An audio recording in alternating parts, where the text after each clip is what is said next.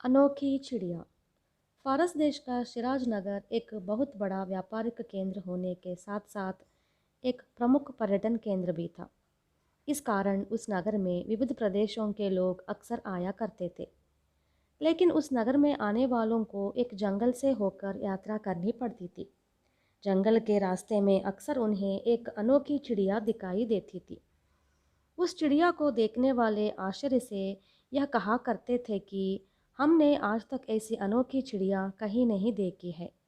जिन लोगों ने उस चिड़िया का संगीत सुना था, वे लोग उसकी तुलना गंधर्व से किया करते थे।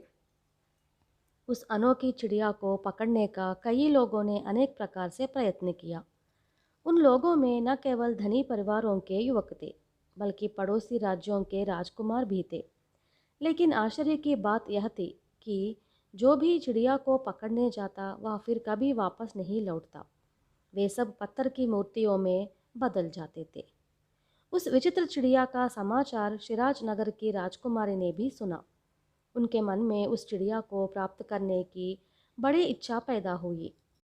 उसने अपने पिता से कहकर यह ढिंढोरा पिटवाया दिया कि उस अनोखी चिड़िया को पकड़कर लाने वाले युवक के साथ ही वह विवाह करेगी। उस नगर में अमीर परिवार के 3 युवक रहते थे। वे तीनों बचपन से ही आपस में मित्र थे।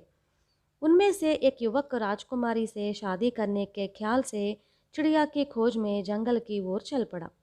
यात्रियों से पूछताछ करता हुआ आखिर वह उस चिड़िया तक पहुंच गया। दोपहर का समय था। चिड़िया जंगल में एक पेड़ की डाल पर बैठी हुई थी। वह धीरे धीरे उसे पकड़ने के लिए उस पेड़ के पास पहुंचा। चिड़िया उसे देखकर मधुर स्वर में गाने लगी।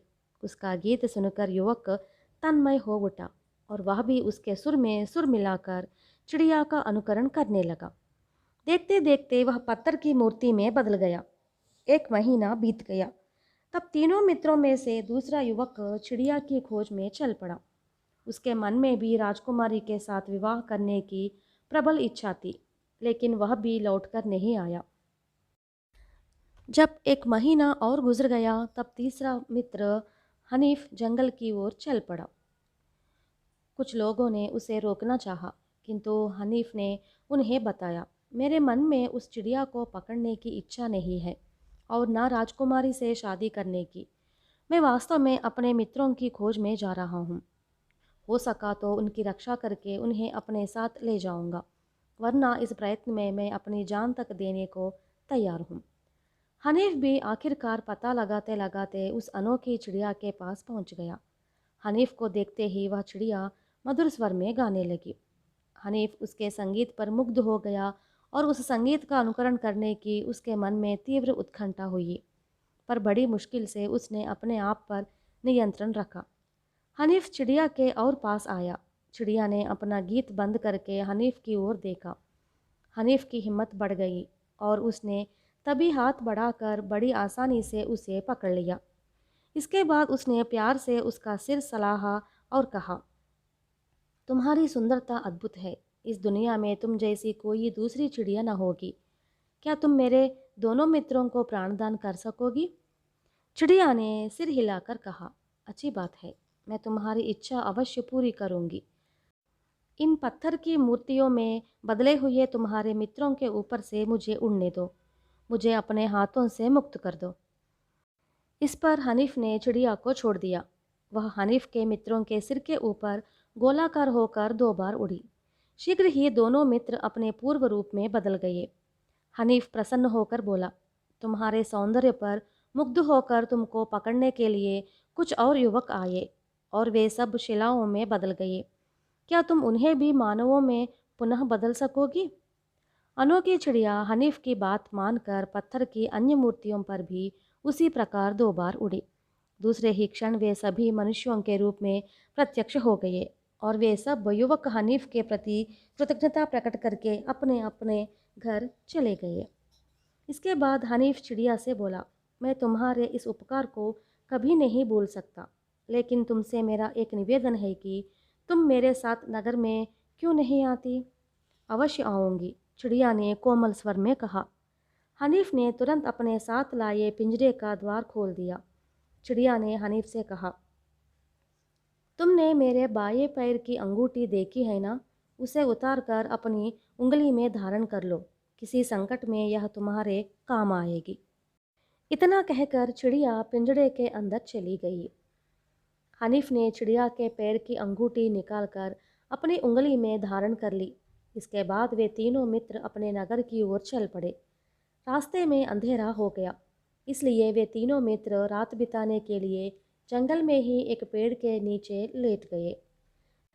जब हनीफ गाढ़ी नींद में सो रहा था, आधी रात के बाद उसके दुष्ट मित्रों ने आपस में सलाह मशवरा कर उसके हाथ पांव बांध दिए और उसे समीप के एक उजड़े हुए कुएं में डाल दिए।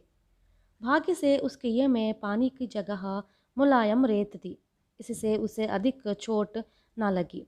लेकिन फिर भी ऊपर से गिरने के कारण उसका सर एकदम चकरा गया और वह बेहोश हो गया। जब उसे होश आया तो वह अपने पास बैठे एक भूत को देखकर कांप उठा। तुम कौन हो? साहस करके हनीफ ने उससे पूछा। मैं तुम्हारी अंगूठी में वास करने वाला भूत हूँ। तुम जब कुएं में गिर गए थे तब तुम्हारे हाथ की अंगूठी कुएं के पत्थरों से रगड़ खा गई, जिससे मैं प्रकट हो गया। अब बताओ, मैं तुम्हारे लिए क्या कर सकता हूँ? भूत ने जवाब दिया। हनीफ ने उसी क्षण भूत को आदेश दिया, मुझे तुरंत इस कुएं से बाहर निकाल दो।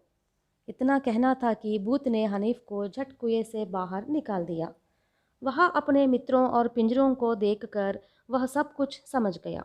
उसने भूत को फिर आदेश देते हुए कहा, मुझे अभी फौरन अपने नगर में पहुंचा दो। भूत ने हनीफ को उसी वक्त नगर में पहुंचा दिया। उस समय राजमहल में राजकुमारी को अनोखी चिड़िया की प्राप्ति की खुशी में उत्सव मनाया जा रहा था।